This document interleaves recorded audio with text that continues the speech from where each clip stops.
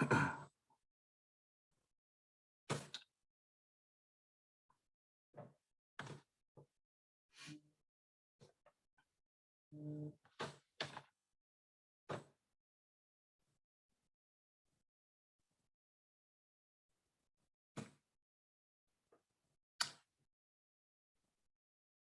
good morning, friends. How is everyone doing today?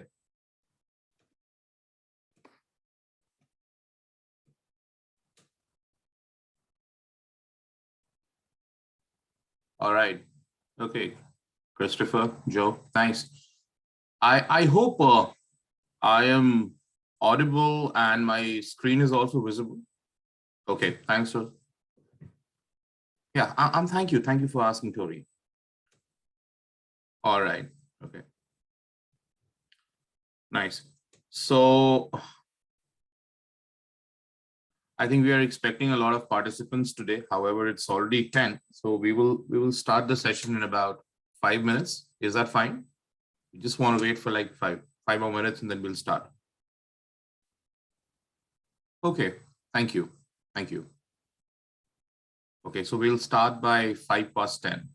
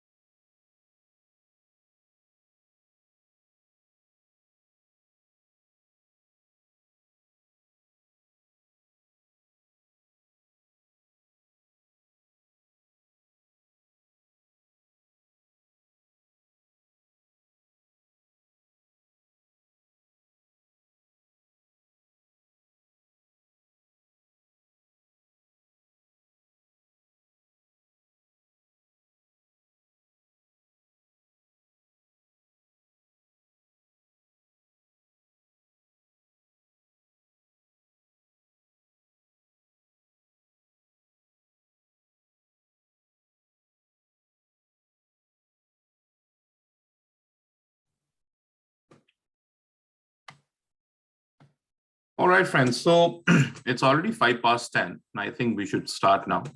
It's a beautiful Friday morning, and I really do not want to hold you guys back from a very beautiful day. All right. So we will quickly roll into today's program. My name is Abhinav Kumar. I am a graduate student of data analytics and computational social sciences. I came to US just last year in August, and I will be finishing my program in summer, right? And I have been a professional and academic instructor of data science and machine learning for the last 5 years, okay? I have a total work experience of 18 years across IT-enabled services, consumer banking, entrepreneurship, and then of course into the area of analytics. I have done mostly analytics into the area of business, and I really wanted to learn what is it that we do on the social side of analytics, right? And that's why I'm here into this program, and today's agenda is New York Times API. And I have been working on such data for a long time now. And it's quite interesting, you know, how you can take out information or take out insights or drive insights and bring value on the table using such data. Of course, if any data is there into a tabular format, which is numeric, okay, it's quite easy to work around with, okay, if it's a clean data. But then if the data that is there into textual format, right? If it's like, you know, you're reading some article on LinkedIn or Facebook or, you know, some newspaper or a book, okay? So how can you analyze that data computationally, right? That is the idea, and it's quite interesting. That data is called unstructured data. So I will get into that.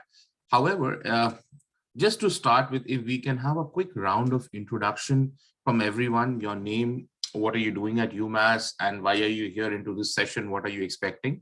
All right. Once we do our quick round of introduction, then I'll tell you what to expect out of today's session. Is that fine? And you can, of course, you know, unmute yourself and then introduce yourself. So I think, Joe, you have already unmuted yourself. So why don't we start with you, Joe? Sure thing. My name is Joe Van Allen. I work in the Career and Professional Development Center. It's sort of the hub of the career centers at the university. And I do a lot of our data analytics with career work. And a lot of our stuff is very numbers based and easy to analyze, but a lot of what we do isn't as intuitive. And so I was hoping to being able to broaden my horizons a little bit today. All right. Thank you so much, Joe. Welcome aboard. And I think I need to be in touch with you because I'll need your assistance in some time. Please do. Yeah, right. Okay. Thank you so much. Yeah, Christopher, could you please introduce yourself? Hi, my name's Chris. I am a biochemistry and molecular biology major, undergrad at UMass Amherst, freshman. And I just thought that this was very interesting, and I'd like to see what it's all about. All right. Let me just tell you that whatever we are going to do today would be very, very relevant to your field, especially, you know, when you talk about clinical data, clinical trials data, or of course, a lot of other things that you do qualitatively in the molecular biology area, right? It is quite applicable. So great having you here. Thank you. You're welcome. Diego, could you please introduce yourself? Hi, I'm Diego from Psychological and Brain Science Department. My main interest is number acquisition. Then I just want to start checking out big databases like a childless database to explore children and adult utterance when they use numbers in everyday conversations. Okay. Thank you. Yeah, thank you so much. So conversations data is another very interesting thing, you know, which we analyze in this area. However, we're just going to restrict our discussion to text, but I'll give you some ideas as to how these things are done. Okay. Thank you so much, Diego. Ethan, could you please introduce yourself? Yeah, hi, I'm Ethan. I'm a graduate student in political science. Yeah, I have some experience in R, but I've never done any thing like what this workshop's about. So I'm just interested to learn more. Interesting. Okay. Thank you so much, Ethan. Thank you. Javi? Hi, I'm Harry Bermudez. I'm in the Polymer Science and Engineering department, so more of a physical scientist. But as many others have already said, I'm new to this topic. I just want to learn a little bit and see how it might be relevant to material science. Right. Okay. Thank you so much. Hiroki. Hello, my name is Hiroki. I am a postdoc in veterinary and animal science, and I study about the molecular biology of mammalian fertilization. So yeah, I'd like to know how I can organize this information using these techniques. All right. Okay, great. Thank you so much, Hiroki. Yeah, thank you. You're welcome. Tori? Good morning. I'm Tori Bartoloni. I'm actually taking a certificate program in the data analytics and computational social science program, hoping to apply for the master's program as well. I haven't worked with a lot of textual data. I'm pretty familiar with R for other analytical purposes, but that on top of using the APIs as well, I thought would be a really good context for me to expand my skills. So yeah, really interested to see what we go through today. All right, great. Thank you, Tori. I think that's all. I think everybody has introduced themselves, right? I hope I didn't miss out on anyone. No, I don't think so. Al, would you quickly like to introduce yourself, please? Yes, hello. I'm Al Simon. I'm actually the External Relations and Career Services Manager for the DACSS program. And I've worked with Abhinav and his colleague Krishna to develop these workshops and deliver them to you. And just wanted to see how it's going today. Yeah. Thank you so much, Al. Thank you for joining us. All right, friends. So let me just give you a very high-level expectation out of today's session. It is a 2-hour-long session. However, I will not try to bore you a lot or load you with a lot of information. The idea is just to understand that if there is textual data, then how do you work with the textual data? And what is it that you can analyze from this data? Of course, we will not be able to cover everything that is there into the textual data analysis, or how do we extract data from the internet, right? Or how do we access the APIs, okay? Not everything we can cover, but this is basically giving you an insight, just a bit of it in terms of how we can work around it. But of course, to learn all these things, there are a lot of things that needs to be done, which are quite achievable, all right? And that's what we discuss and teach in data analytics and computational social sciences department, all right? So that's what we are going to do. So for today's agenda, before even I start the agenda, my screen is visible, right, to everyone? I'm just checking for being sure. All right, okay, thank you. Great. So let me also just make it full screen. Yeah, great. So our agenda is navigating through New York Times API, all right? Here, our today's agenda is that we will try to understand very simplistically what is API. We are not going to get into the engineering side of it. That's not the agenda today, all right? We are here just to understand what is an API and how can we access information from the API. And once we bring that information on board, how do we analyze that information, all right? So we will be trying to understand what is New York Times API. How do we actually create an app on the New York Times API website so that we can get access to the information that is available over there, okay? Then we will see how do we use R and R Studio, okay? I understand a few of you already have experience with that, but a few of you might not have. So we will just touch upon the basics as to how do we install R and what are the simple things that when we look at R Studio for the first time that we are going to encounter, okay? And then we will talk about text mining, okay? How is text mining done? How do we deal with unstructured data? What are the different types of unstructured data? Where does the unstructured data come from, right? And what is the value in it, okay? And once we have understood the theory of that, we will extract the data from Times New York API, and then we will try to analyze that. Now, what I'm doing right now is that I'm recording this session, okay? And also the things that I will show you, the content that I will show you, the things that I will execute in RStudio, we will share all that information. But there is just one request that by the end of the session, there's a feedback loop. So there would be a QR code that I will show you on your screen. You just need to scan it through your mobile phones and give us the feedback. People who give us the feedback will receive all the content, because that's how we will receive your email IDs, okay, on which we will share all the details. Is the agenda clear, friends?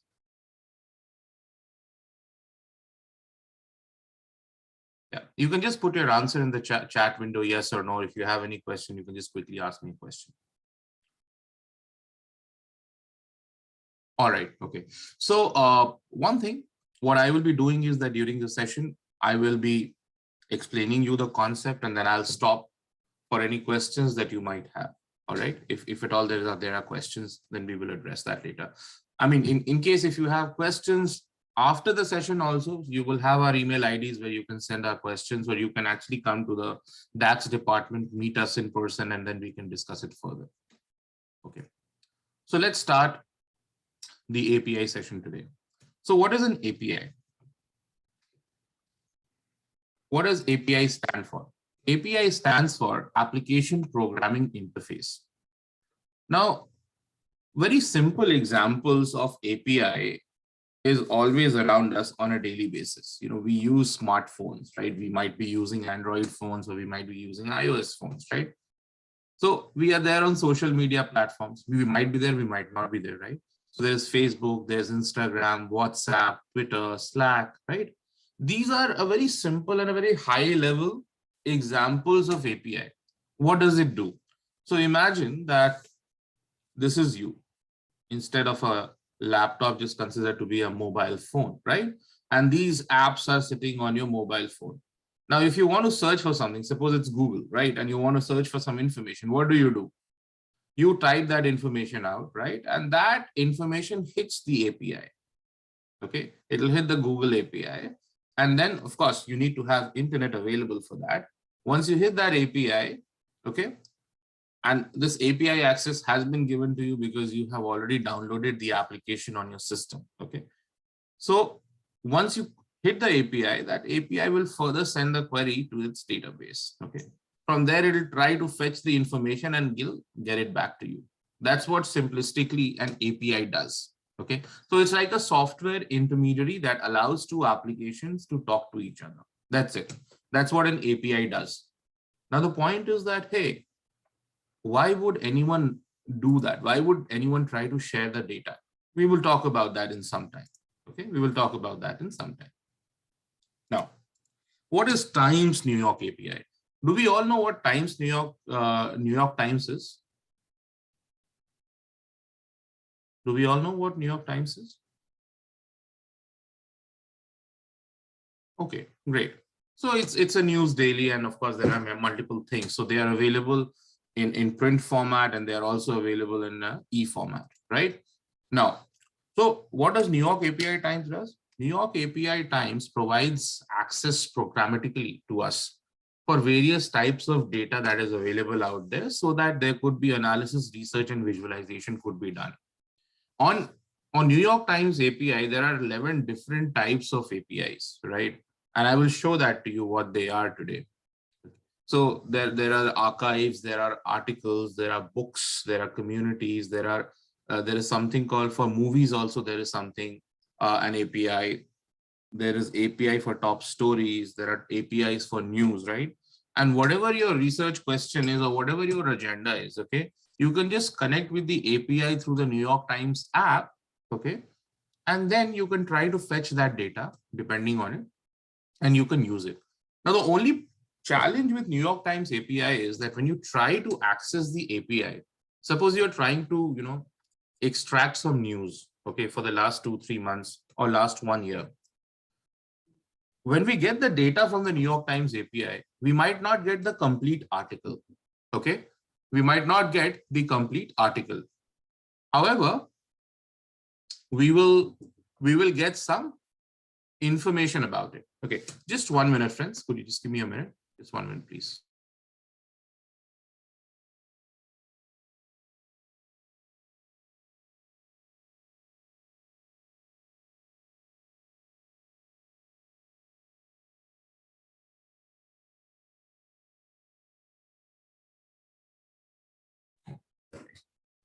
I apologize for the interruption, friends.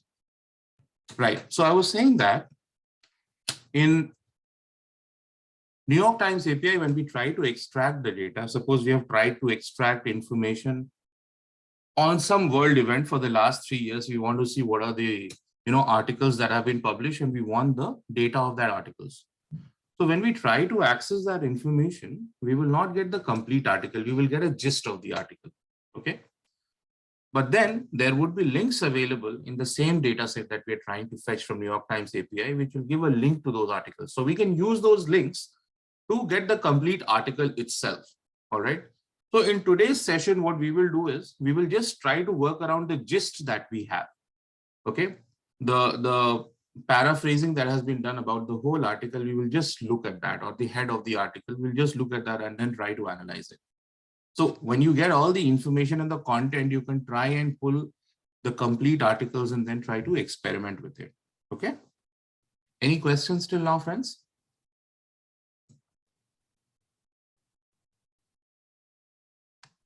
Any questions? All right. Okay. Thank you. So why do you think New York Times API shares the data with us?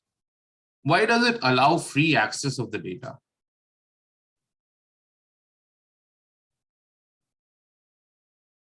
Why would it be important?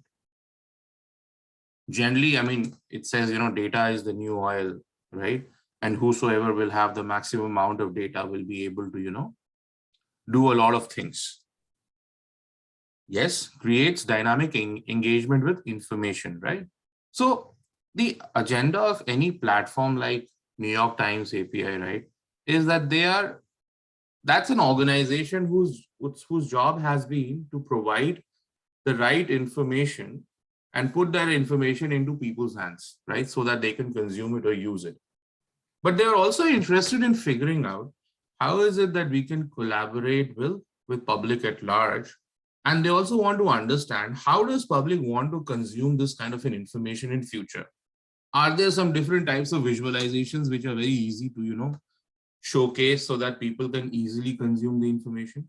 So I'll tell you what has happened is that I come from India, and way back in 2016, there was an app that came. So India has got a very strong, thriving startup diaspora out there. Okay, so there's an application called InShots. All right. Now, what does this application do? It actually connects with the server of Press Trust of India, where all the articles and news is published. It will try to fetch all that article. Okay. And these articles could be, will have 1,000 words or could have 5,000 words, right? What it will do is this app will actually try to shorten and crisp out that information in about 100 words. Now they have created this platform that every news would be just conveyed to its users in just 100 words, irrespective of what the actual length of the article was. So in a way, they're trying to summarize and paraphrase. Why? Because we are very busy these days. We don't have time, right? We do not have time to read the whole newspaper, and there are people always on the move. So how is it that we can put information into their hands? So InShots is actually trying to solve that problem, okay? So that everybody has that information. All right. Now, when we try to fetch information from New York Times API, there are certain things and, restrictions that New York Times API has put, okay? First of all, it is free for research, okay? It's free for research. Anybody can try to use it, but it cannot be used commercially without their approval, okay?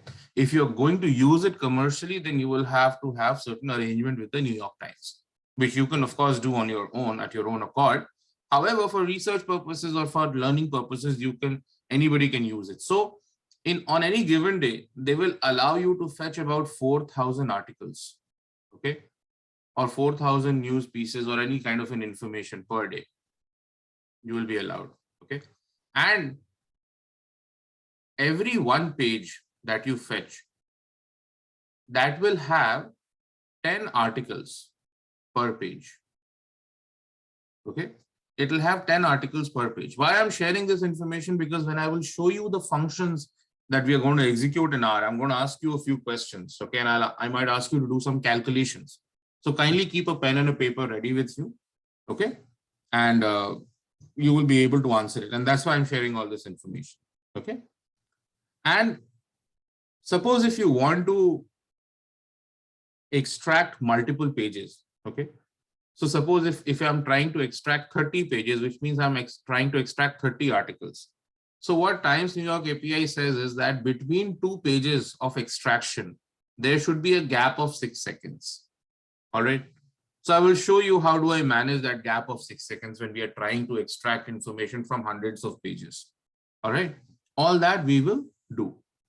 Another request that I have for all of you is that while I'm trying to deliver the session, I would request you not to parallelly work on your systems because you might miss out on information. All right. So it's better that if you want to take down notes, it will be good. And of course, any which ways, I'll be sharing the content with you.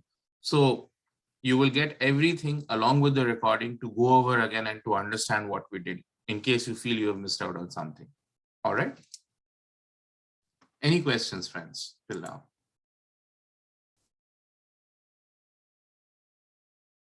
Okay. What about the rest? Thank you, Tori. Thank you, Joe. Okay, great. Now, so how do we try to access information from New York Times API? So what we will do is we'll just look at the New York Times website, okay, API website, and we'll see how we can actually achieve it. So let me take you to the API website. Sorry. Yeah, this one. Now here, this is the New York Times API website. The very first thing that you have to do is you have to create a user ID and password, which I've already done. Okay, which I've already done. You can see my email out here on the top right corner where I'm trying to hover my mouse. Now, once you have done that, you will see there are a lot of things out here. There is something called Get Started. This Get Started actually helps you figure out how you can actually build an app. It guides you through that. We will just do that right now. And it also tells you what are the different types of APIs that are there. Look at this.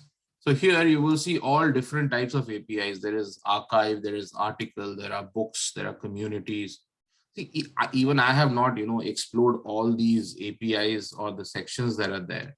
Okay. So if you want, you can go and actually try and extract that information and look into it, what is there. Okay. So there are a lot of things out there, about 11 APIs that we have. Now, so what we will do is first we will try to create a API app. This is basically, API is like a lock to a door, and behind that door, there's a lot of information available. But if you have to have access to that information, you need to have the key to that lock. Okay. So API is basically, a door that is safeguarding the information. Once you get the rightful access to it, you will have all the information available with you. And that is why we need an app. So here, what we are doing is we're just trying to create an app. All right. Now to create an app, what you need to do is once we go to Get Started, we can create a sign in for ourselves and then click on Create Account. So let me just do that.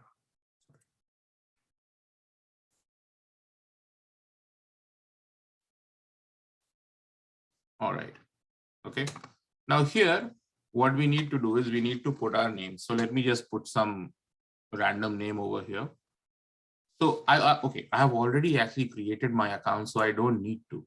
Let me just try to log in.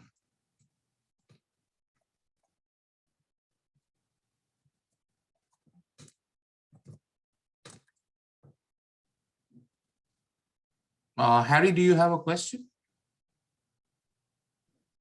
Yes, Abhinav, should we be trying to do this in real time or should we just follow along with you? Yeah, you do not need to do this in real time right now. Otherwise, my fear is that you will miss out on something, right? So that's why I'm recording the session, all right? And I'll be providing all the steps also after the session to you so that you can go over it all over again. So just try to listen to or take notes of whatever we're doing right now. Okay. All right, so we wanted to create the app. Now what happened? Just give me a minute.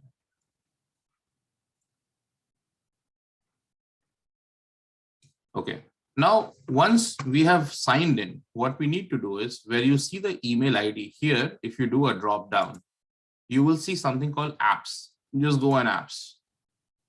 Okay. Now, of course, I have created earlier some apps already. Let us try and create a new app today. So I'm just selecting this option called new app. Now I need to give some name to this app. So say, let's say we say Sky is the name. The description is say training. All right.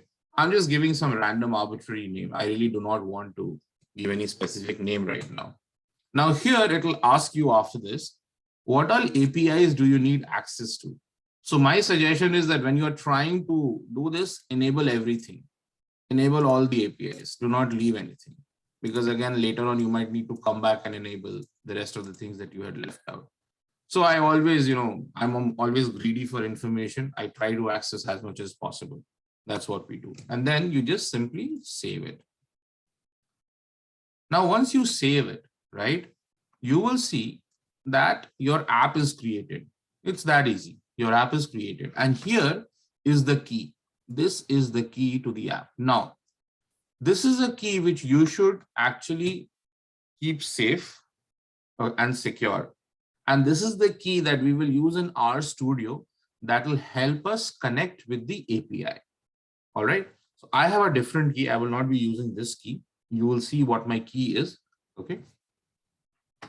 So once we have done that, then what we need to do is we need to work around R. The very first thing that we need to do is that we need to go to Google. People who have never used R, it is very helpful for you because people who do it on a daily basis, they know. So the very first thing that you do is you come to Google and you write download R. Right? And you will see that the first link out here is CRAN repository, cran.r-project.org. Just select this. And here it will give you all the instructions as to how do you need to download R on your system. So whether it is Windows or iOS that we use, you can simply follow the instructions and download R. Now this R is basic form of R. It's called RGUI. Okay, it's called RGUI. GUI stands for Graphical User Interface. All right. And once we have done that, we will again go back. We will again go back to Google and we will write download RStudio.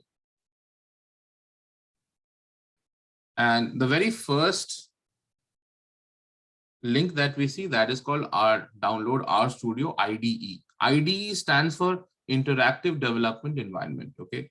It's a much more friendlier version of R. Okay. Once we go over here, we can simply go to the free version. Now, why are we using R? Because R is a community-driven tool. It's free for everyone. Okay. There are a lot of researchers that work behind the scenes to develop R on a daily basis, right? And that is why it has become such a powerful tool. So it's a statistical package that was, if I'm not mistaken, it was developed in early 1990s, exactly 1993, if I'm not wrong. It was developed by Ross Ihaka and Robert Gentleman, and that was done somewhere in New Zealand. And it has become a very, very powerful tool in today's world. So what you need to do is that you need to select the free option, just download it. Okay. So the very first thing is that first you will download basic RGUI. And on top of that, you will download RStudio. Now, once you have done that, okay, and once you try to access R, this is how it's going to look like. Okay, this is how it is going to look like. Now you will see that there are 4 different windows out here. All right, there are 4 different windows out here. This first window, this is called the scripting window. The scripting window. Okay, this is the first one. Here is where you can write all your functions and codes and store it neatly. And whatever you try to execute from here, that will get executed in console. This is the second window out here. Okay. It will get executed in console. So whatever functions you have written, all its output will be, you can see over here in this window. Then this third window is called global environment. So R is an object-oriented programming language, right? Everything that we do, we try to create objects and then we try to store it. Okay. So whatever we do, whatever objects that we create, suppose I created an object called Tori, and Tori has got a host of prime numbers stored into it. So this Tori object would be visible in global environment. And we also use global environment to import data sets, right? Until and unless you import a data set out here, whether it is structured or unstructured, we cannot work around anything, right? So we need to import data sets. So this global environment also helps us establish a connection to import any form of data that we wish to, and not just data from regular tabular worksheets. Okay. We can also try to connect it with different platforms like SPSS, like SAS, okay, and many other platforms we can actually connect it with and try to access data from there. And this fourth window is basically a plots window. So the excellent graphical user interface in R is superb. The kind of color combinations, the kind of visualizations that you can build in R is phenomenal. And whatever you will try to visualize will be plotted here. And also suppose if you're trying to, understand a few things about R or trying to figure out what a function exactly does or means, those kind of things can also be figured out through this help section over here. Okay. So these are the four primary things that are there in an R Studio. Is it clear till here? Any questions, any doubts?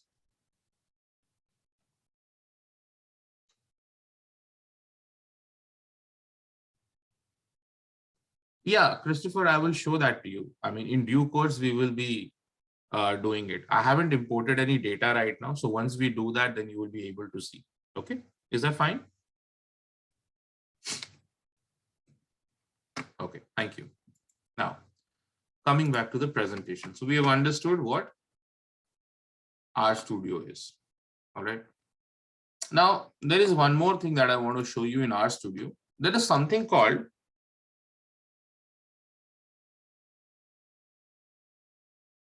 RMD file. That is basically a R Markdown file. All right. There's something called R Markdown file. Now, this R Markdown file is a very interesting and good file. I mean, whenever you're doing your personal private work, you can always use these four windows. Otherwise, what you can do is, if you have to actually prepare a nice report, right? You did all your analysis, right? And once your analysis is ready, then you have to create a nice report out of it. Now, that is another effort that you have to do separately. But R gives you an opportunity not to do that thing separately. What you can do is, if you see on the top left corner, there's a very small green circle with a white cross. If you do a drop down on that, okay, it gives you an option of R Markdown. Okay, just select that. Okay, it will ask you to give some name. I'm giving some name as XYZ, and I say okay. And you will see that there is a new R Markdown file that has opened up. All right, it has got a new R Markdown file that has opened up. Now here, in the beginning, this is like a YAML section. YAML means yet another markup language. Here, basically, you can give information about this file.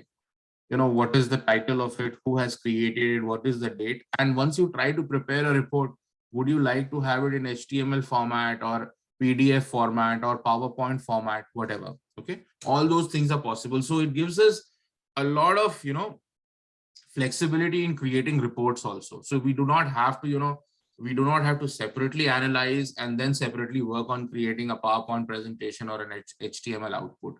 Okay, everything can be done seamlessly and simultaneously. Now, I have, my R Studio looks in a particular way because I have, just set up how my scripting window or an RMD file should look like, what should be the background color, all these things that could be set. Okay. And you will see that my global environment and plots window is in white, whereas the console and everything is in dark background. So this is a setting that I have done. Okay. Otherwise, when you open the RStudio for the very first time, all the windows will be, I will have a white background. Okay. Now, these gray colored chunks that you see, this is where you write all your codes and functions. Okay. And you will see that there is this R over here and these 3 commas out here, right? So this basically tells us that this is the R code chunk. This is where you can write all your functions. This is another chunk out here. Okay. This is another chunk out here, this gray ones. And the dark ones are just scripting ones. You can just, put your comments over here. Okay. You can just put your comments, but if any function that needs to be executed, you will have to put your functions in these chunks, code chunks. And then to execute those code chunks, you can simply select this green arrow button over here. This radio button will help you execute it. Now, when I will be showing you how to execute all these things, right? I will not be able to execute the things in the session right now because it will take a long time, but I will try to explain everything to you so that you are able to understand. And when you get this, these code files and all, you can execute it at your end. All right. Any questions, any doubts till now?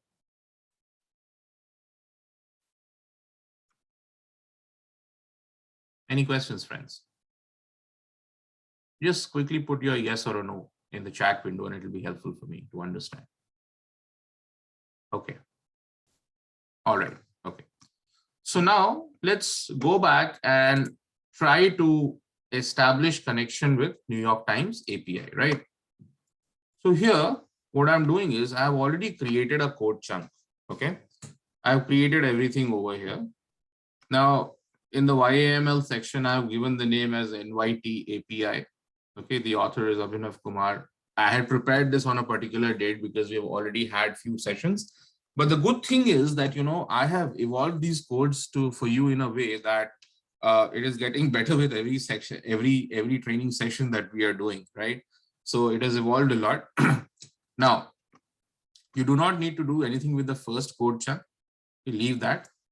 Then you come down over here. Now here, what I'm doing is I'm trying to, the key that I had generated from the New York Times API, I'm trying to save this key. Now this is my key. Okay. I'm trying to save this into an object called API_key. Okay. Now, what I have also done is that here you will see that after an hash, I have written a comment. Now, what does the hash mean is the hash means that anything after the hash that you have written is treated as a comment and not a code. So R will know that, hey, we do not need to execute this line, but we definitely need to execute this line. Okay. So what I'm doing out here is, it's like, you have got a handful of favorite chocolates. Okay. And you have to store it. You can't, carry everything in your hand everywhere. So what you're doing is you're creating a new container or a box and you're putting all your chocolates in that box. That's what you're doing out here. Okay. Now, so if I have to do this, if I have to create it, I will write this down and then I'll simply execute it from here. Once I execute it, you will see that in global environment, the object API_key has been created. All right. Everything will get stored here so that you get an idea. Now, to use any function in R, there are many libraries that has already been prepared by the researchers. What does that mean? It's like, I want to understand about cryptography.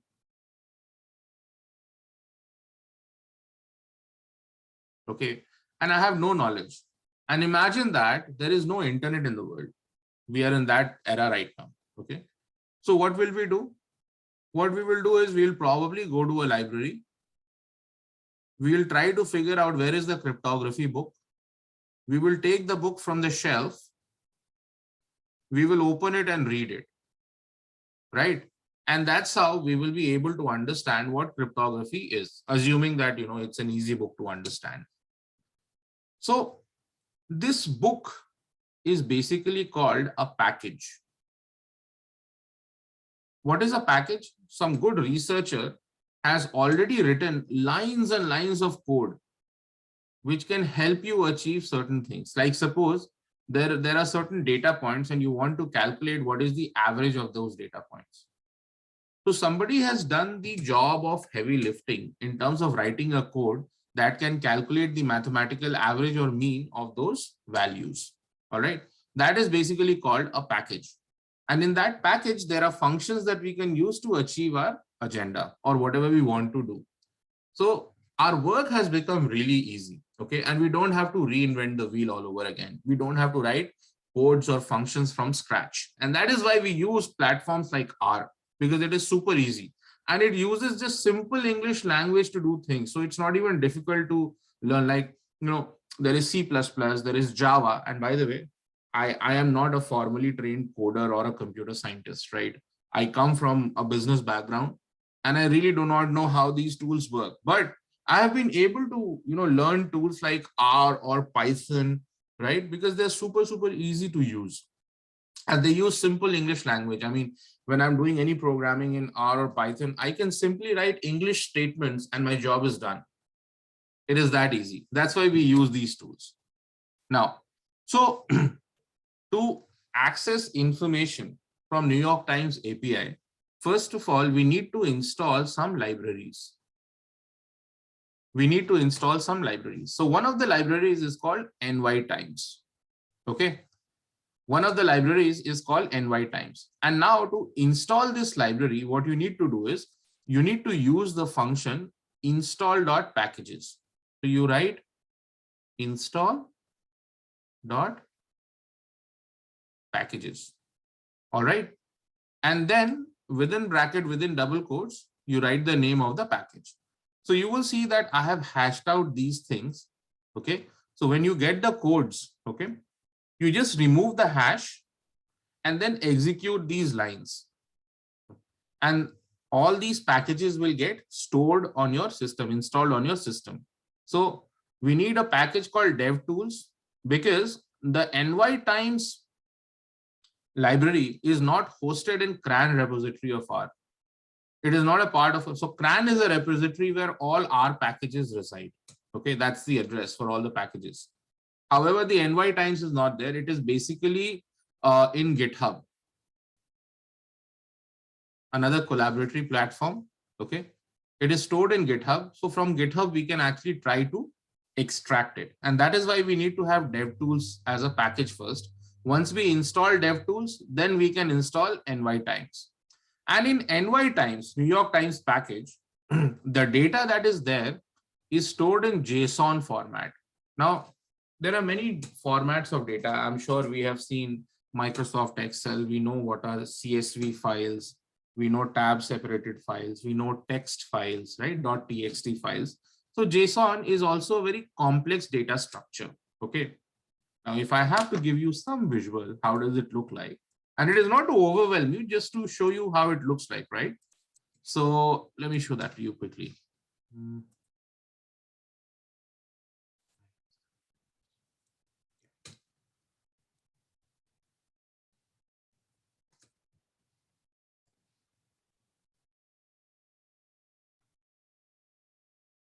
Okay.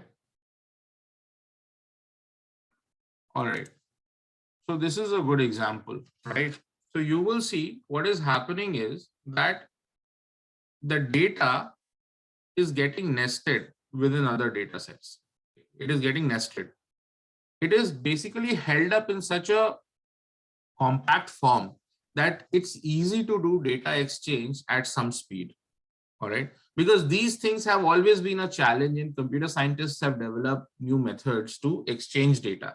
Now, JSON format, the data exchangeability or reproducibility is very easy. That's why the data is stored in such a complex format in NY Times API. But with just one line of function, we will just, do away with all the complexity, and all this data will get converted into a tabular format. Whatever you see out here in a very complex format will get organized in a tabular format with just one line of function. Okay. So that is why we use packages to help us out. Okay. Is it clear till here? Is it clear till here, friends?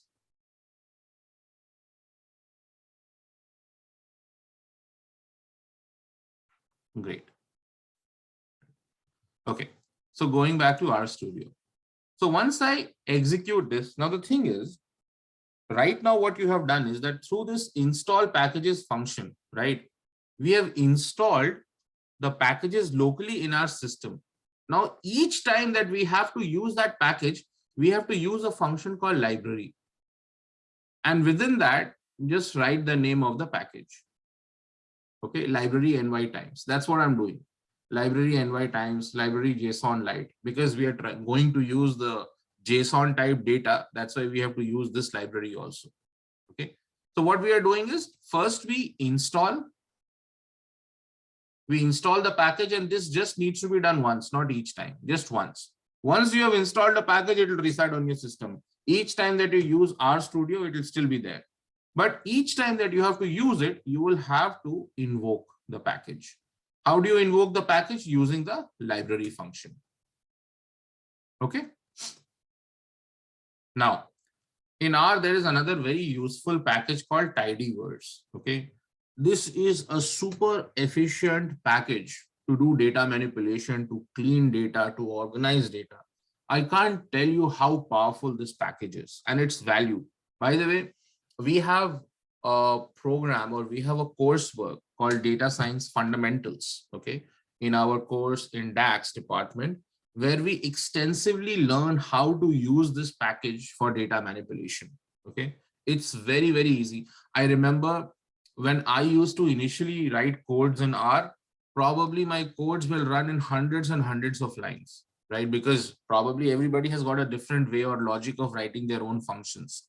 But now, since the time I started using tidyverse, right, probably these hundreds of lines of codes, I'm just able to map them in about 10 lines of codes, or 3 lines or 4 lines. It's that easy, because it makes a lot of complex tasks absolutely easy. You do not have to think about, writing those functions on your own. That's why it's a very powerful library. All right. Now what I want to do is, I have stored the API of the Times New York, okay, over here. Now I need to establish a connection between my RStudio and Times New York API. For that, one of the things which is very critical is that we need to have an internet connection. It has to be there. Otherwise, we will not be able to extract data. And then secondly, we need to think about what is it that we are going to extract. Now, depending on the problem that you have, okay, you can pick up your own topic. So one of the most burning issues right now, which is plaguing the world, is the Russia-Ukraine scenario right now. Okay. Now we are almost on the verge of, witnessing the change of a world order now. That's what it is, impacting everywhere so much, this war. So I thought, okay, fine, probably if this is the most burning issue, let's try and look what's happening for Russia and Ukraine. How are people talking about it? What are the reporters or authors talking about Russia-Ukraine situation? So what I did was, at first, I created a string over here where I said Russia plus Ukraine. And within double quotes, I'm storing that in an object called term. Now, I am not an expert into political areas or international relations, right? I didn't even know when did the problem of Russia-Ukraine start. So I started researching it a bit. And I figured out that the actual problem started last year in March. Okay. So what I did was that I tried to, extract data since March till date. But there were too much of information, right, which was not very necessary. So I thought, okay, fine. Let me try to actually restrict myself to a small date range and see what is being done. So what I did was that I chose the begin date as 1st of February 2022. The date has been written in reverse order. first the year, then the month, then the date. Okay. And then I've chosen the end date also, which is 23rd of March 2022. Now this gives you a clear idea that I was trying to execute this function just yesterday to see what latest is happening. All right. And once we have created all these things, then what we need to do is we need to create our base URL. Okay. URL is basically the address to any website. Okay. So now what I've done is from New York Times API website, I picked up this part of the URL. This part of the URL. How? Let me just show that to you quickly. I hope I have that screen. Okay, I go to API and I go to article search API. You will see the URL that I've picked up is from here. This is the URL that I've picked up. Okay, that's what I'm using it. So it's not that I've written this on my own. I've just picked it up from there. And then I'm saying that once we pick up this URL, look for this term. What is this term? Russia plus Ukraine. So all those articles which mentions Russia and Ukraine scenario will be picked up, will be fetched. From which date? So this is the begin date, right? And here is the end date. Okay. And after every thing that I'm writing, I'm separating it with a comma. And then here, what I'm doing is, again, this is a part of the API only, which I got from the API website. I'm just saying this should be equal to my API key. So basically, I'm trying to open the API lock through my key. Okay, and everything should be separated by a blank space. That's what I've written out here. Okay, now, once that I create this URL, what I need to do is that from the JSON Lite package that we saw earlier, there's a function called from JSON. Now, using this function, I can just pass the base URL into this function. And this is like the initial query that we have generated. This will basically tell us how much of information is there. Okay. So let me just try to execute all this once.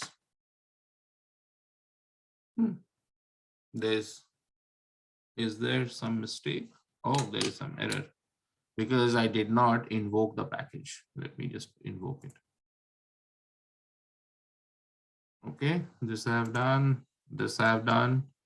Tidyverse also I'm invoking. And now I'll try to. Yeah. So now you will see this initial query has been generated. This initial query. Now, what does this initial query mean?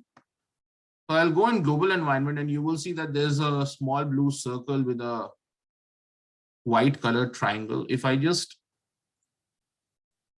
click on that, a lot of things open up. So I'm not able to see a lot of things over here. So what I can do is I can just double click on the initial query and this initial query will open up out here.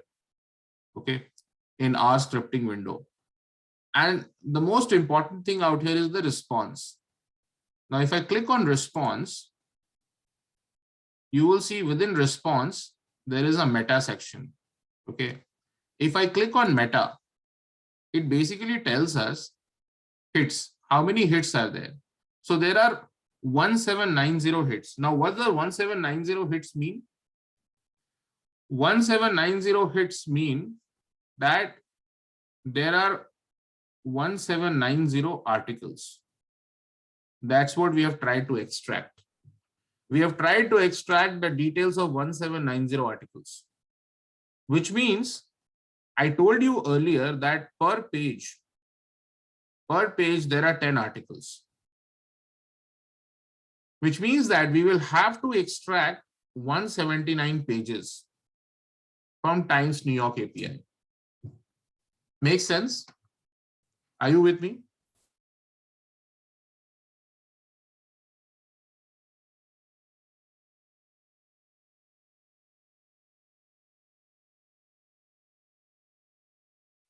All right. Okay, Christopher, I have seen your request. We will take 5 minutes break in some time. Okay, just let me complete this part and then we will take a break. Okay. So this is important to understand as to how many articles are we getting. I did not know. I just chose a random date or basically a time frame from where I wanted to extract articles. I did not know how many articles will come out. But good thing is that we are getting 1,790 articles, which is a lot of information, which is great. Okay. So I'll go back to this, my RMD file. And here what I'll do is I will just try to, save those number of pages. Okay. So once I have done that, what I'll do is you will see first, how am I storing that number? So what I'm doing is I'm taking initial query. Then I'm using a $sign. $sign means that suppose there's a data set. That data set is called RAM. Okay. In this RAM, there are two columns, A and B. Now, if I want to use the column A from RAM, how do I tell R to fetch this column? So I will write RAM $A. This $sign tells us that from this data set, fetch the column A. That's why, I showed you that in initial query, there is something called response. Within response, there is something called meta. And within meta, there is something called hits, right? So from initial query, I'm looking at response. From response, I'm trying to fetch meta. And from meta, I'm trying to fetch hits, which will basically help us fetch all the pages of articles that are there. Now, one thing is here that you will see, I'm dividing this number by 10 because every page there would be 10 articles. But then I'm subtracting 1 from it. Why? Because when we are trying to retrieve data from NY Times, the first page index value is 0. The second page index value is 1, right? So the last page in this case would be, we said that we are trying to fetch data 179 pages. So the last page index value would be 178. All right. And that is why I have subtracted 1 from here. All right. Okay. Christopher, you have a question? Yes, I was wondering, where can we find the recording of this lecture? I'm actually recording this as we are conducting the session. And once you share your feedback by the end of the session, through that feedback, we will get your email ID and we will share the content with you, with the recordings and all. Okay, awesome. Yeah. Great. Okay, so great. Christopher asked that question. What we can do right now is we can actually take a 5 minutes break so that we can refresh ourselves and then we can start again. Is that fine?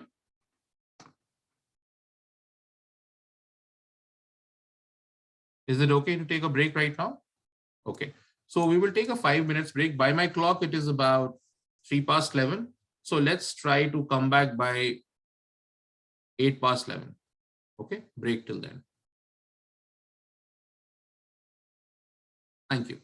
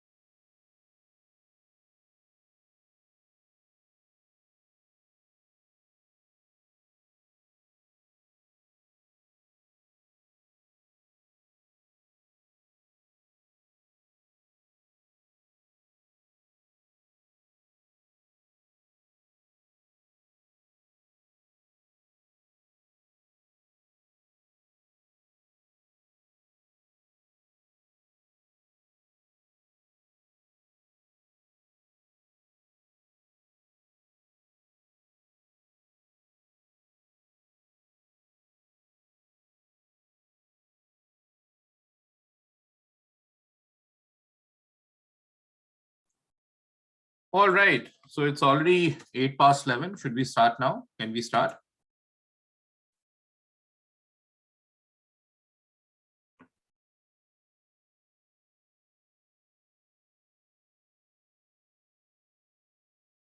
Is everyone back?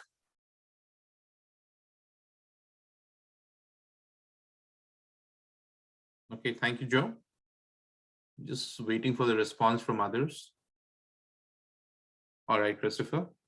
Thank you. Okay, great. So till now, what we were doing is that we were looking at how to establish connect with New York Times API, right? And once we have made that contact, how we can extract data. All right. So we have already connected that, created that connect to the base URL that we had created. We have almost fetched the data also. And it tells us that we are going to get 1,790 articles. Super. I'm very happy that we've got so much of data because at least we can analyze something there. Now what we need to do is we need to fetch the data and organize it, okay, from every page. So what I'm doing is I'm just creating an empty object called pages. And this pages should contain data into a list format. Now this list is a data structure. We do not need to get into what a data structure is. You can just take the information at the face value right now. Okay. There are various data structures in computer programming that we work with, which can actually ease up our work. Okay. And then what I'm doing is I am trying to fetch data from 179 pages of the New York Times API, of the articles API. So what I can do is I can just go and fetch data from one page at one go. Now that is a manual job. Now, if we keep doing that manual job, it will take a lot of time, right? So what we will do is we will try to automate it for us. So there is something called a for loop.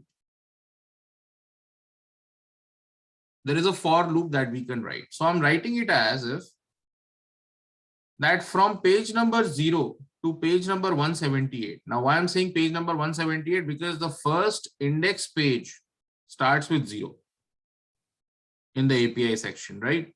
So I'm saying that from 0 to 178 pages, use the function from JSON, take the base URL. In that base URL, put the page number I equals to 1 or 0. First take 0. So when I is equal to 0, it will go to the first page of the articles API. From there, flatten the data set. Now you had seen how complex the JSON file look like. Abhinav, sorry to cut down. I'm just getting the DMs from 3 of them. It looks like by when do they get the quotes and all. So at the end of the session, we'll be sending you a form. So we'll be collecting your email ID. So to those email IDs, we'll be sending. So I think would request to, yeah, go ahead. Sorry. Just a minute.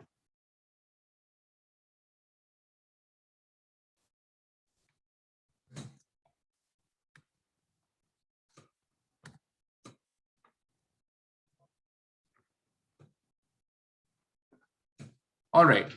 So from here, what we are trying to do is that we had that nested information. Just by using this function flatten is equal to true, everything will come into a tabular format. Okay. And then I'm saying it is a data dot frame. Just create into a data frame. That's again a data structure in R that we use. All right. And this will actually start fetching data from each and every page. All right. Now the thing is that you will see I've already run this function and it is fetching data from about so many 178 pages. I had earlier told you that if we are fetching a lot of pages, that between two pages, between page 1 and page 2, there should be a gap of 6 seconds. So I have created a gap of 7 seconds over here. Okay, using this function sys.sleep.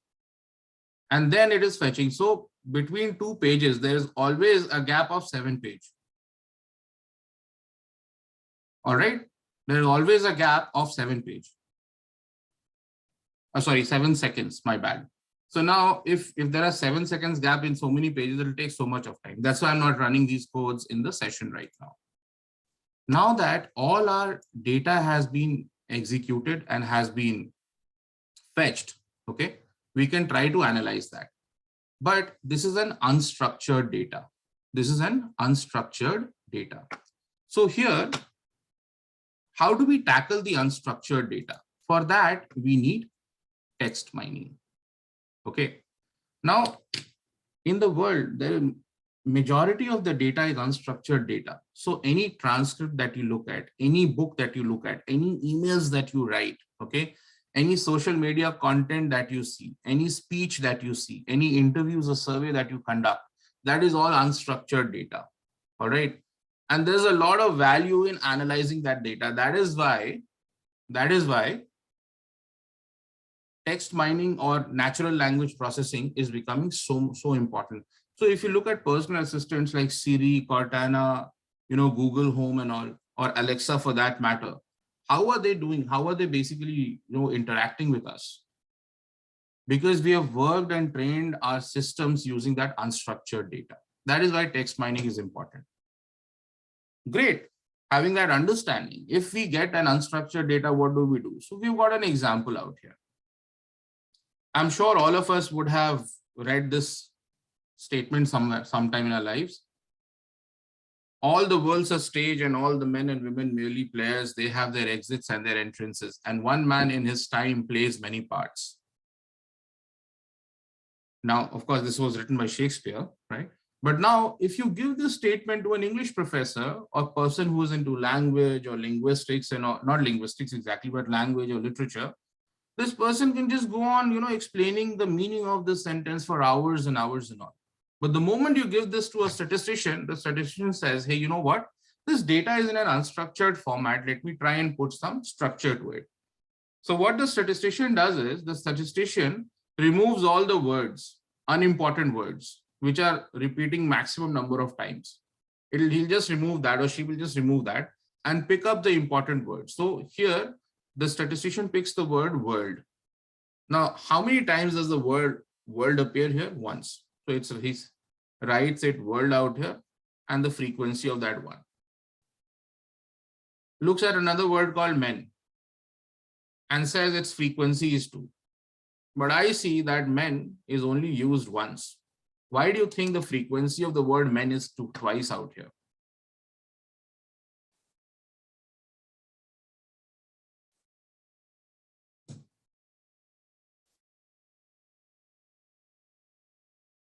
Women, okay. But then it has not been, separated. Exactly, Joe. So here, our systems that we use in text mining or NLP, they are able to understand the gender. That's how these platforms have been designed, right? So it says there is men once and man once written over here. And they're of the same gender, so it has just picked up the word men. For women, you will see there is just one. Once this word has appeared. So now what are we doing? We are basically taking the unstructured data and putting it in some structured format. Makes sense? Is this clear?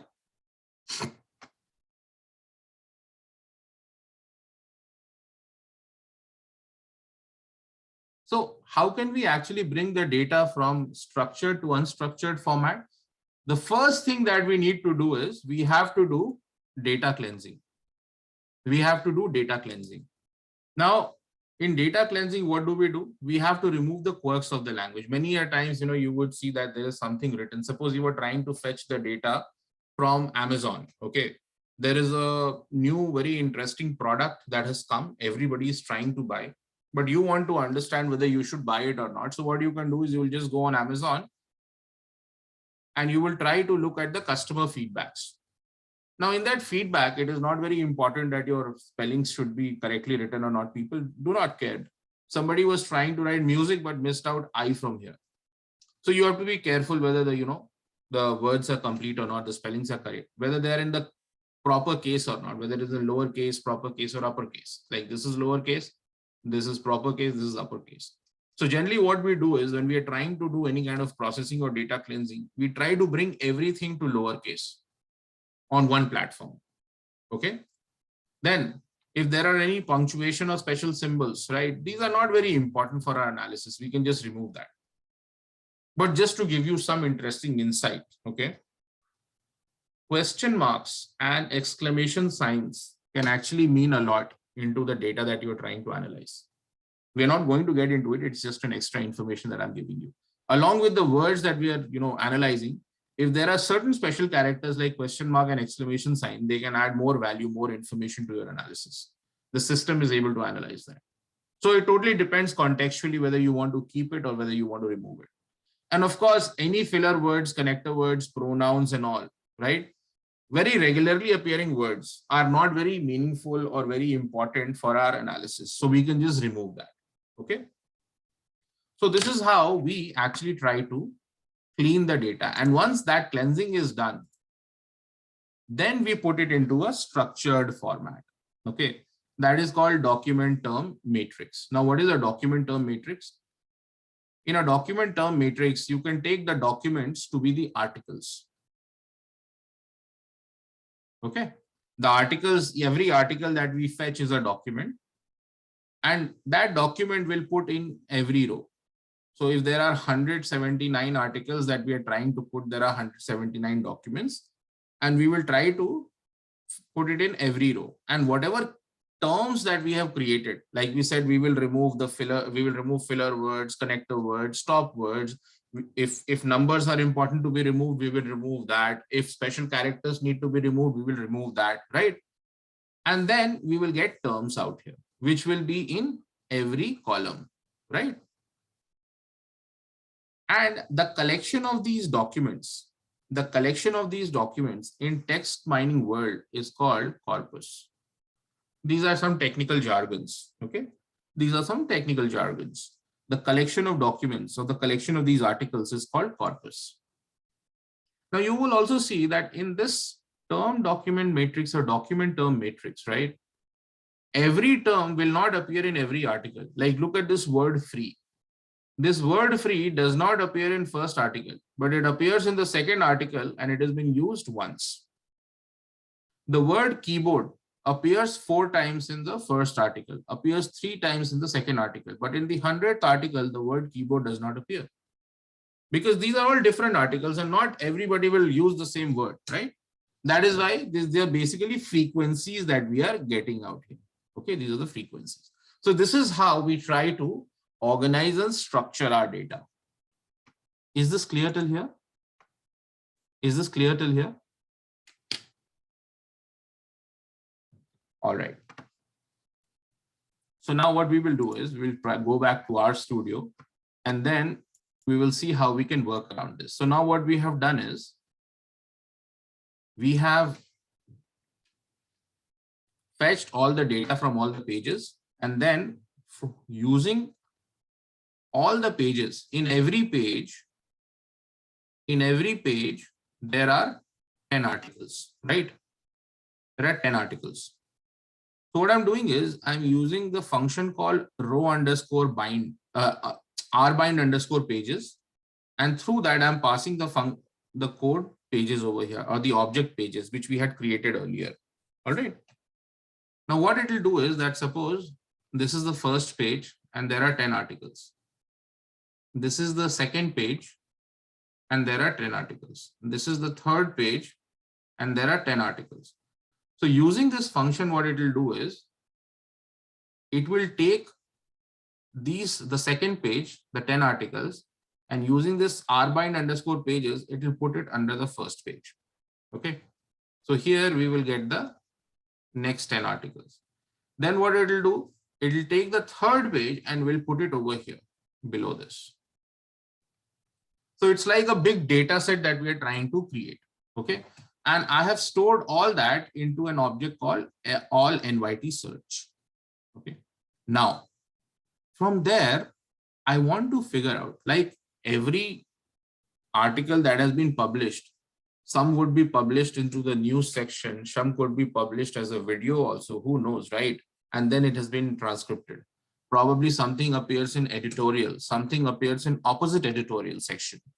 So I just thought, let's try and build a nice visualization. So somebody had asked me, how do the visualizations look like? Now, since I'm using the RMD file, because I want to prepare it as into a report format later on, everything that I visualize will appear in the RMD file itself.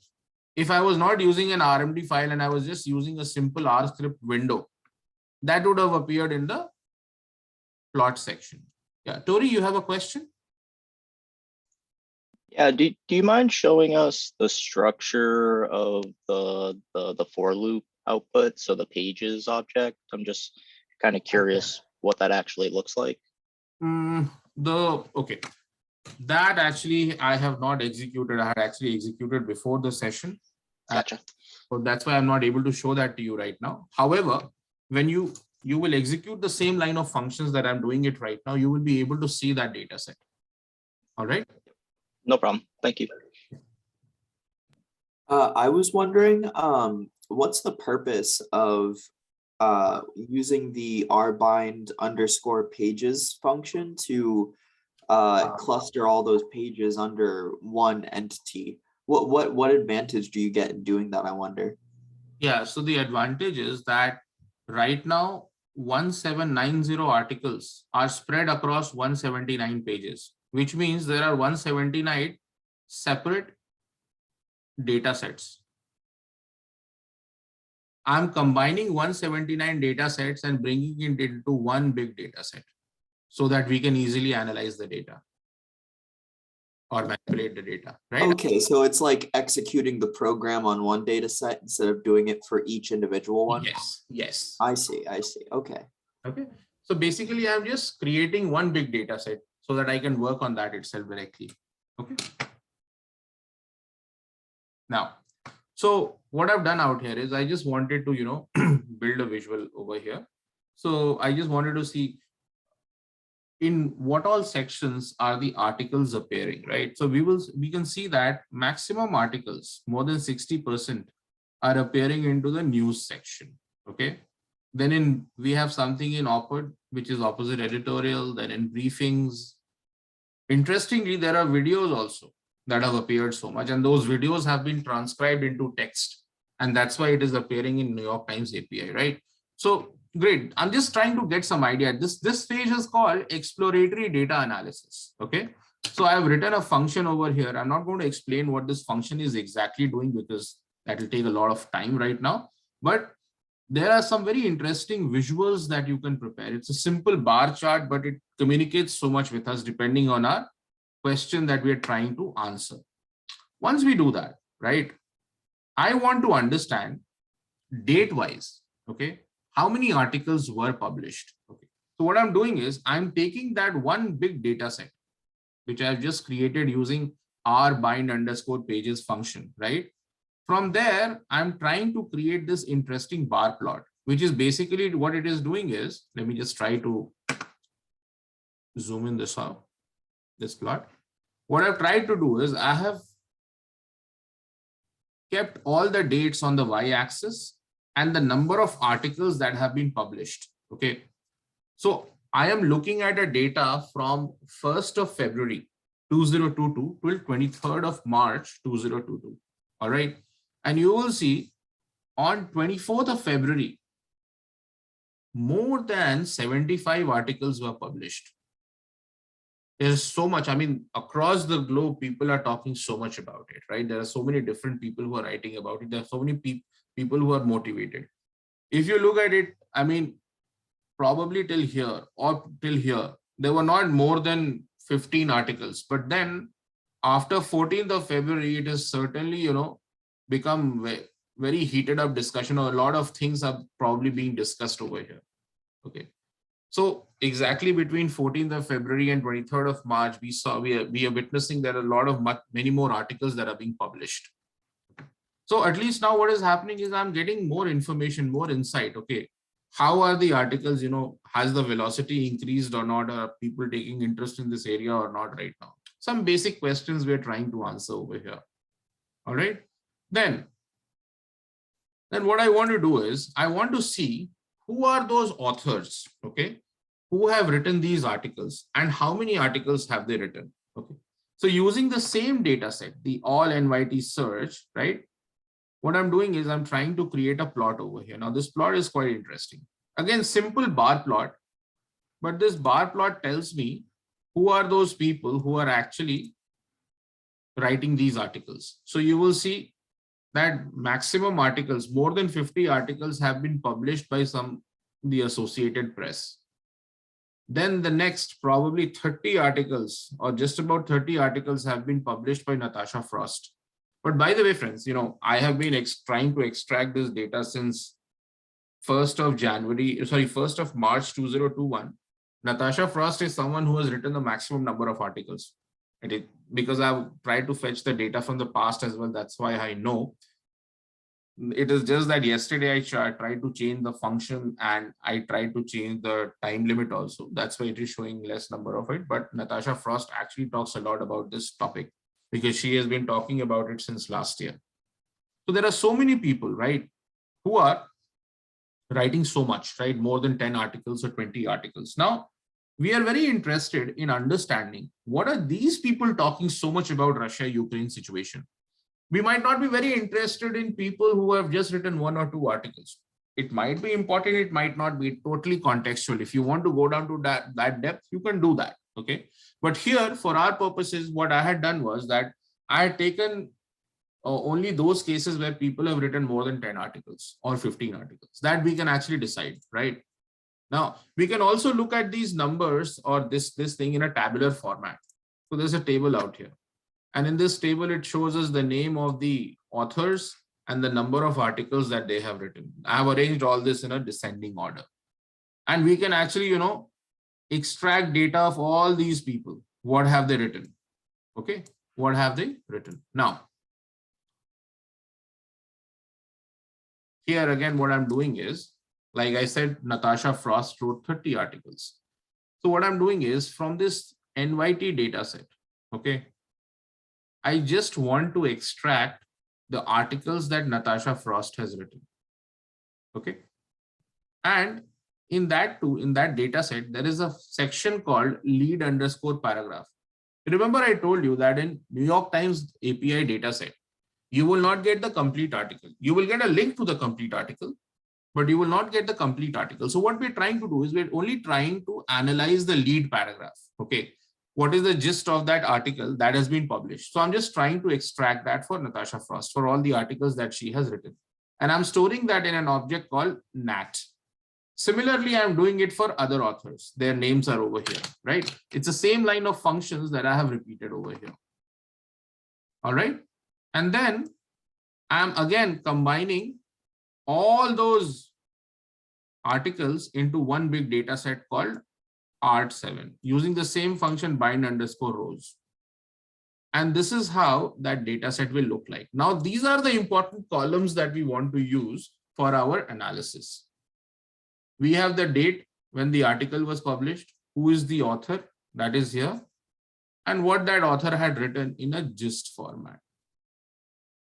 All right. Sorry, this here, till here. So now what we will do is we'll pick up this column. We will take this data set and then we will try to analyze it. Okay, what has happened? And we will try to see if we can build some very interesting visuals out of it or not. So here, what I'm doing is to do text mining.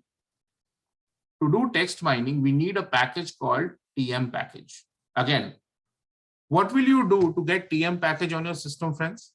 What is it that you can do?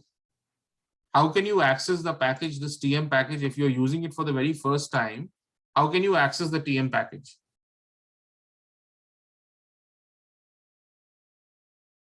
Excellent. Install.packages. Install.packages TM.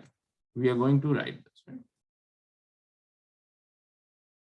Install.packages TM. That function is not written over here. That's why I'm making it a point that because it is important to install it first. And once you have installed it, then you just invoke it using the library function.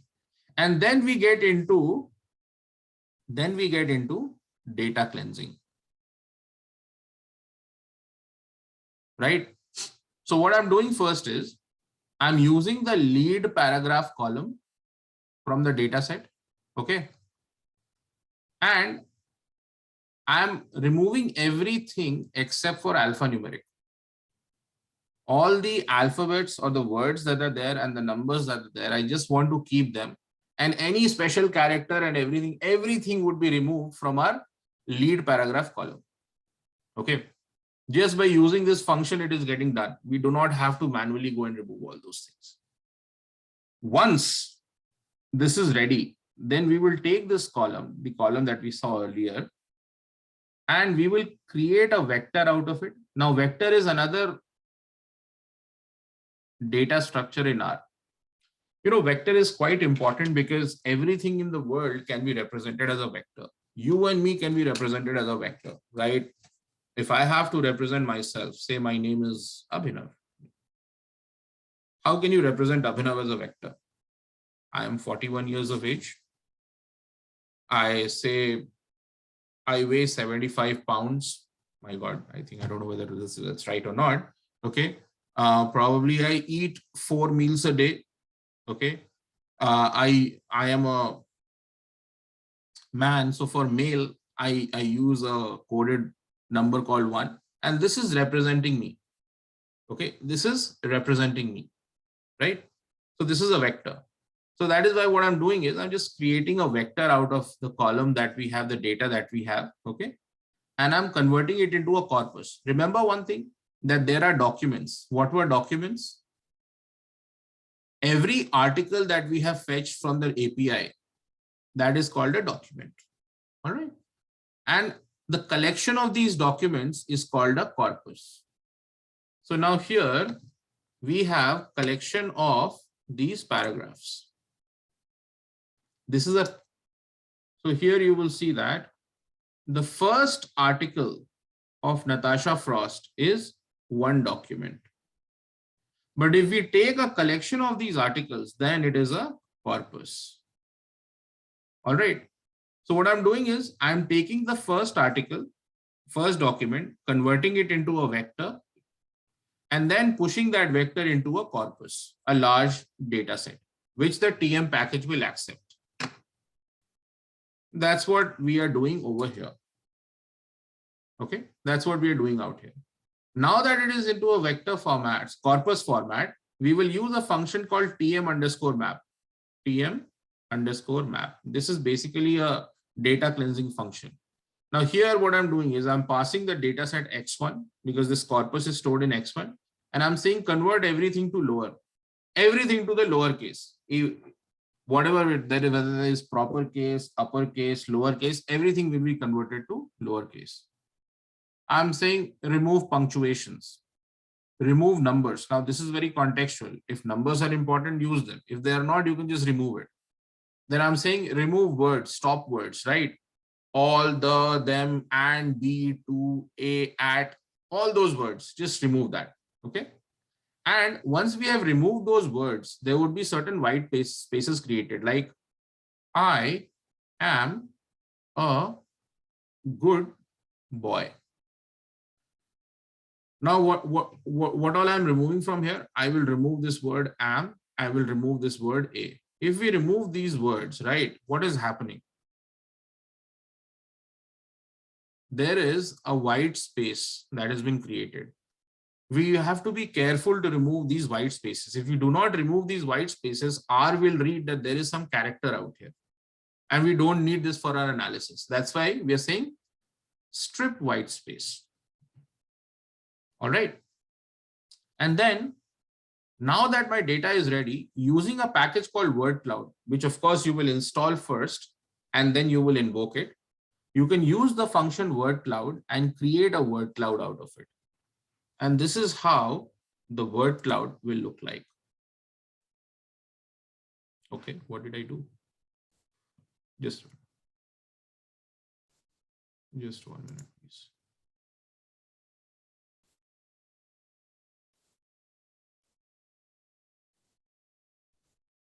Yeah.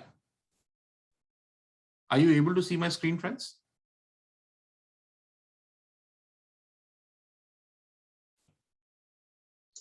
Not yet.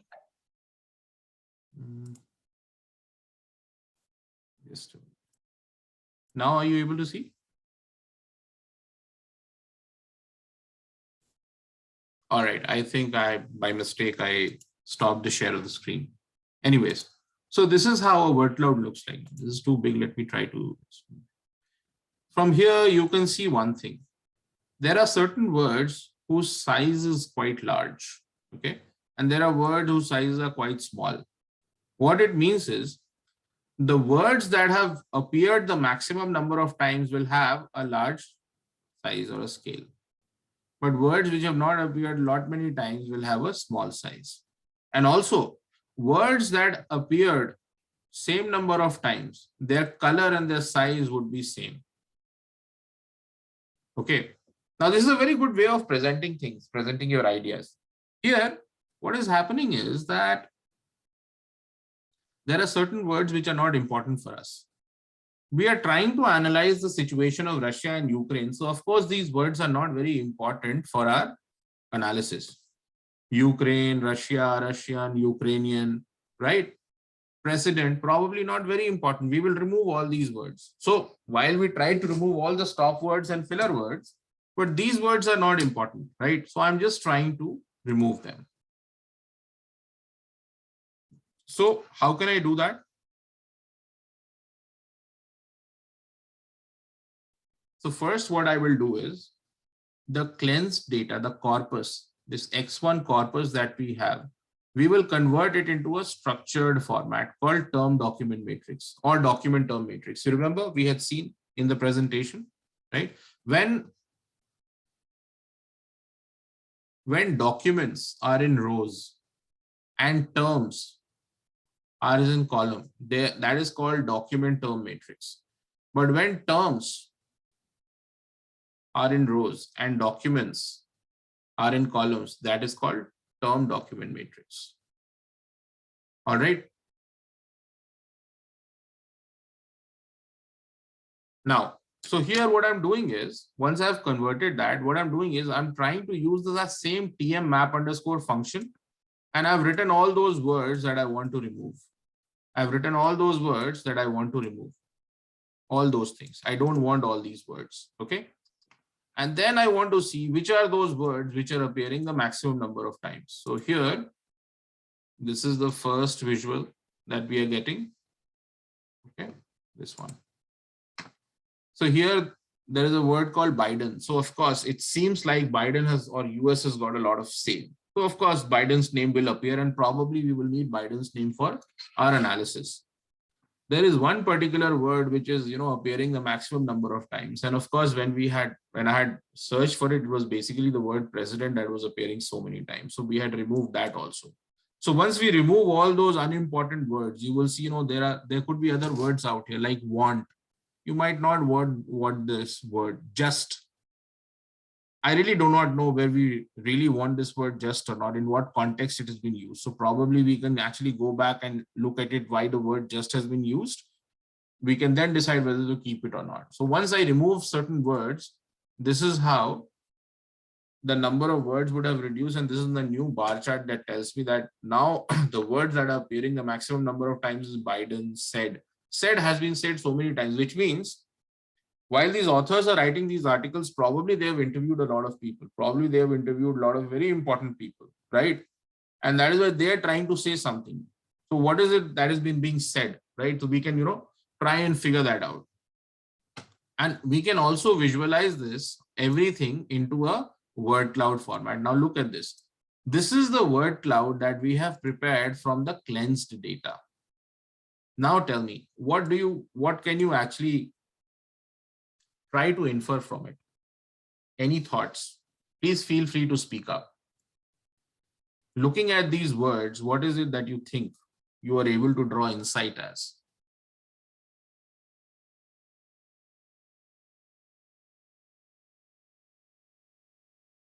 Concepts around military, war, fighting in general? Of course, because we are talking about war. That's why, right? Anything else?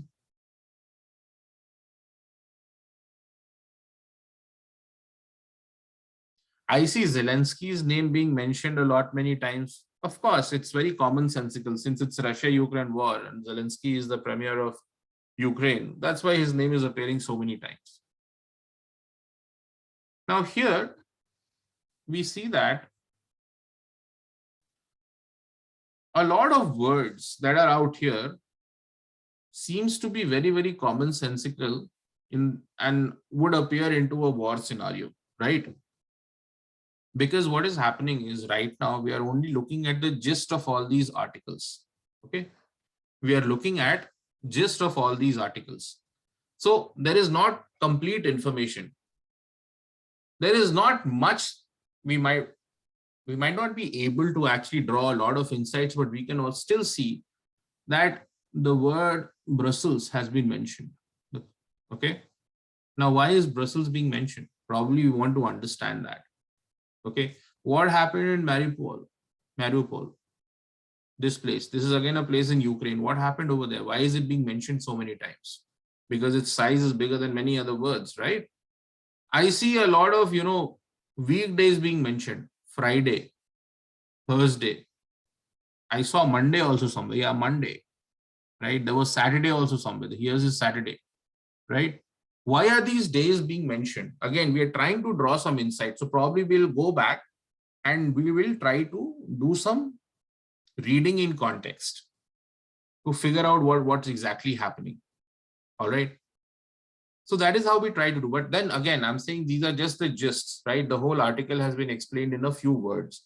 Probably if we take the whole article, okay, and this host of 1,790 articles together, and then we try to build a word cloud, we will get much more insights. The agenda right now is just to communicate to you how we can actually do these things, okay, so that then you are able to draw some insights. And of course, using text mining or natural language processing, it's not that we only create word clouds and then we try to drive sense out of it. There are some very sophisticated techniques that we talk about into our program of DACSS, where you will learn all these sophisticated concepts and then try to drive much more meaningful ideas. Natural language processing specifically, delves into those ideas. Okay. And of course, we do not have so much time together that we can, discuss all those things in just 2 hours. It will take a lot of time. We can also do some amount of sentimental analysis. Okay. Now in sentiment analysis, you will see that I'm using a package called SUSET. Okay. And there's something very beautiful out of this package. What it can do is, like, suppose Joe wrote an article, Christopher wrote an article, Tori wrote an article, and say Jose wrote an article. Now, when I'm trying to do some kind of emotion mining, what these libraries do is that they give quantum value, numeric value to sentiments. Like probably you and me, when we read an article, we can look at it and say that, hey, okay, fine, the sentiment in the article is positive. But how positive it is difficult for us to explain. And these packages actually help us give quantum value. So suppose Joe wrote an article which had a sentiment value of +3. And Tori wrote an article which had got a sentiment value of +5. Right? Now, here we can say that the article that Joe has written has got positive sentiment, and the article that Tori has written has also got positive sentiment. But then, just by looking at these values, we can say that Tori's article has got much more positive sentiments or much more positive than Joe's article, right? That is the sense that, we get out of it. And of course, when numbers are involved, things become much more clearer. So if you look at it, all the 1,790 articles that we analyzed, we have got a sentiment summary score over here. Here it says that the minimum score for the sentiment is -5. The maximum positive sentiment is 4.3. And if we look at the median value or the mean value, it is around -0.6 to -0.8. What does this mean? That overall, all the articles that have been written, the overall sentiment is negative. Okay. the overall sentiment of all the articles is negative. Because probably nobody wants this war. And because of this war, there are so many other things that are happening as an outcome of the war. And nobody is liking it. Nobody wants that to happen, right? Yeah, Christopher, you raise your hand.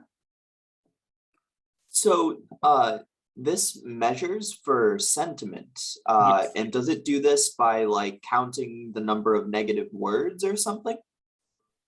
Yeah, so it has got its own framework at the back of it, okay, working for us. So all these things have been actually developed by linguists, okay? And there are many such frameworks, right? So SUSET works on a particular scale. It will work from -1 to +1, okay? As most negative and most positive sentiment. And depending on the word, it is giving those, sentiment values. And then it is being calculated what is the overall sentiment value out of a particular document. So right now the mathematics is not very important because that's a very complex framework of mathematics that goes behind the scenes. Okay. Yeah, thank you. Yeah. So there's another framework called Bing, okay? And there's another framework called AFIN, right? That is there. So now these frameworks will give separate values for sentiments, okay? Now, if I show you the output of this, look at the output. The Bing framework says that the maximum negative sentiment is -6 and the maximum positive is 3.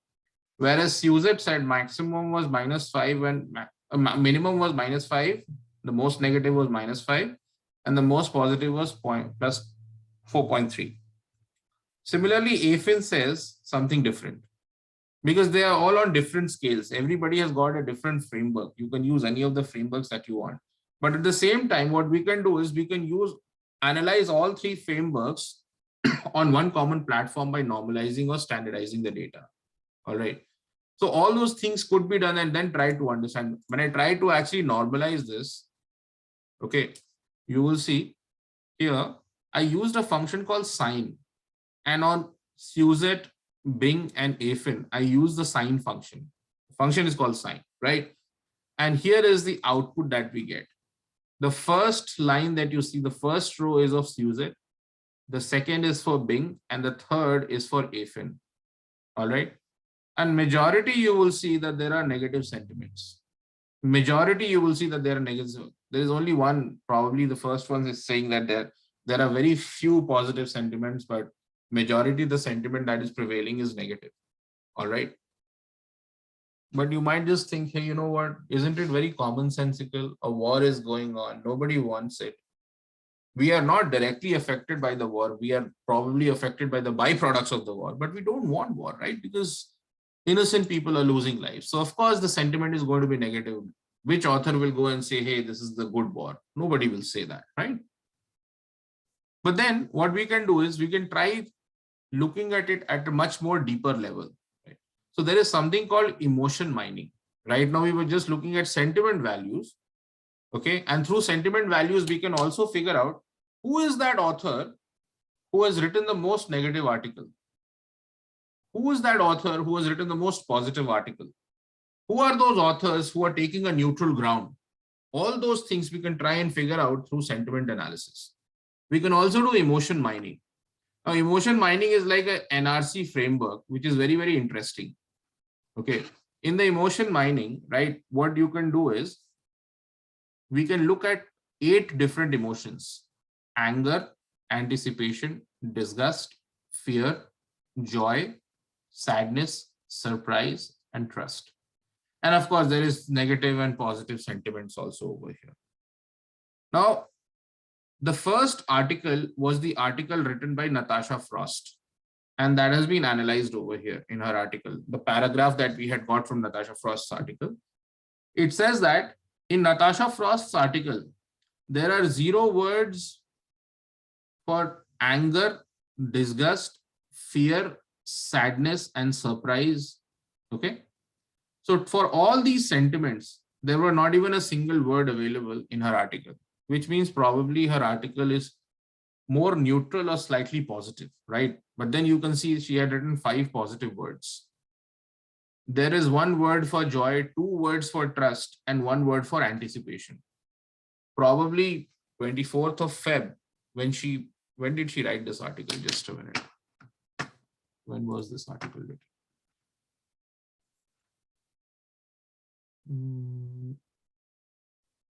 Yeah, on 8th of Feb. The first article of Natasha Frost is on 8th of Feb. So probably something would have happened on 8th of Feb that she wrote such a positive article. Probably there was some light at the end of the tunnel in terms of probably Russia and Ukraine will do ceasefire. Who knows, right? And that's why her article was having some positive sentiments, right? Then, by the way, all these, because the first 30 articles is of Natasha Frost, right? All these, sentiments that you can see is for Natasha Frost's articles only. Now look at this one over here. 7 negative words. From 8th of Feb to this date, whatever this date would be, we can go back in the data set and check. The sentiment is becoming absolutely negative. No positive at all. Absolutely negative. All right. Look at fear. There are 6 words that have been used with respect to fear. There's sadness and all, right? But then again, this is very looking into numbers and looking at how many emotions are being, connected to it. We can actually build a very good visual out of it. Now we can build a frequency plot for it. How much of fear is there? How much of trust is there? How much of anger and anticipation is there, right? So this is just like a frequency plot, but it does not tell us exactly what is the percentage of it, right? But we can see that there are more than 250 words, okay? There are more than 250 words 250 words which have been used in context to fear. But then there are almost near about 200 words which are used in context of trust also. Great. But these are all frequency values. We really do not understand what is happening. So what we can do is we can actually build a plot which talks in terms of percentage. Now look at this. This is again a bar plot. Now from here, what is the insight that you can draw from here? This is for fear. This is for trust, almost very close to each other. Anger, anticipation, sadness. Surprise and joy are almost same, and disgust is the least, right? Now from here, what can you actually infer just by looking at it? And the percentage values are given on the x-axis. Fear has got the maximum percentage value, probably 30%. Emotion, across 1,790 articles, 30% of the emotion is being connected to fear. So if you look at this plot, what is it that you can draw as an insight from here, friends? Now, this is getting very contextual, and each one of us might have a different interpretation, which is fine, okay? Which is absolutely fine. But what is it that you can do? And I'm very interested in listening to each one of you now. Just from this plot, what is it that you can infer?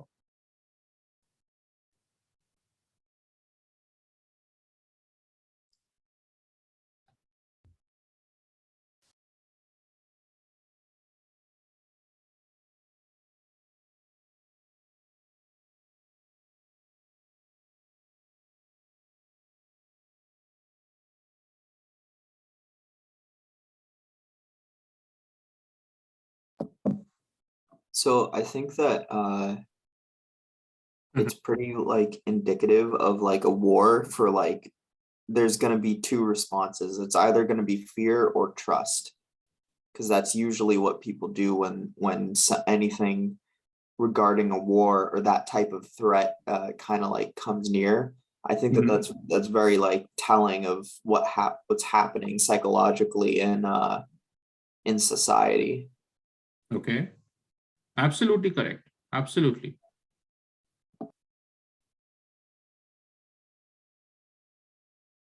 Now, suppose if we just look at these feelings, fear, anger, sadness, disgust. Say fear is about 30%.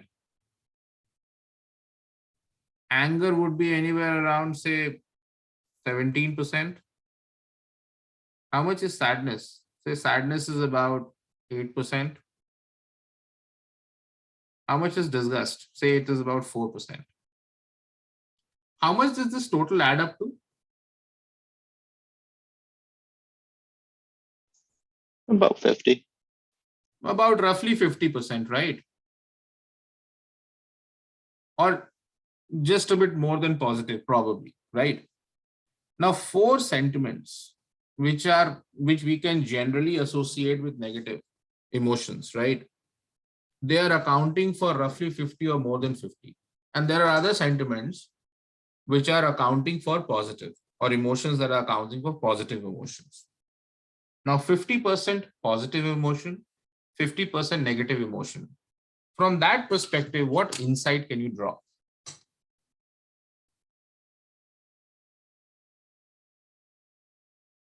Probably there is a lot of uncertainty still in this war situation. I have picked up the articles from 1st of February 2022 to 23rd of March 2022. And still, there is no improvement. There is still a lot of uncertainty. Still, people are expecting this might convert into a third world war, right? Which is not great. So this is what, these articles are trying to convey to us. But then again, right now, we have only looked at the gist of the articles, not the complete articles. You can do the same thing on complete articles also. At the same time, there are many other things that you can do. You can try and visualize the network of these authors. You can figure out which authors are very similar to each other in terms of what they're trying to communicate with us. Okay. Is there a particular way that the information is flowing through that network? So it totally depends on what is your research question, what is your agenda, what is the problem that you are trying to solve. Okay. And basis that, you can do that kind of an analysis. All right. While we have just done very static form of analysis, we can make our analysis very dynamic also, depending on using very sophisticated techniques. All right. That is the whole agenda of how we can, extract unstructured data from the web and how we can analyze that using text mining or NLP. And we just discussed about NY Times API, right?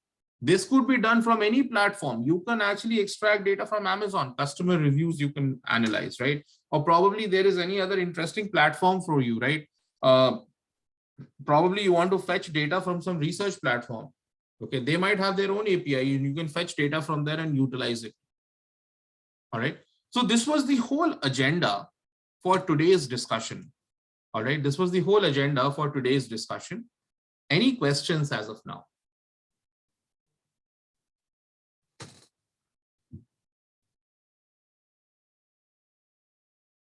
Any questions?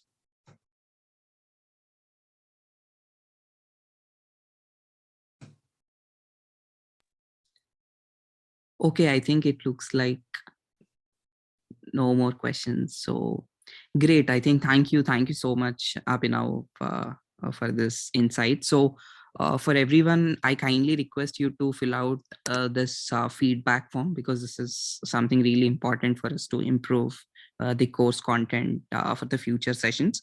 And also, please make sure you give your correct email ID in this form, so that we'll use this email ID to send out all the codes and recordings and the material that which Abhinav had used in the class. So you can do it right now. It will take just a minute.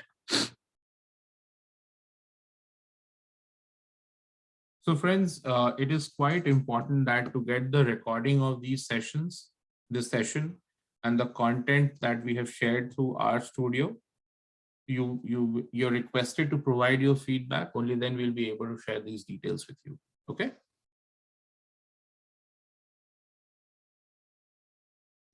Probably once you are done, you can just put a thumbs up in the chat, and yeah, that way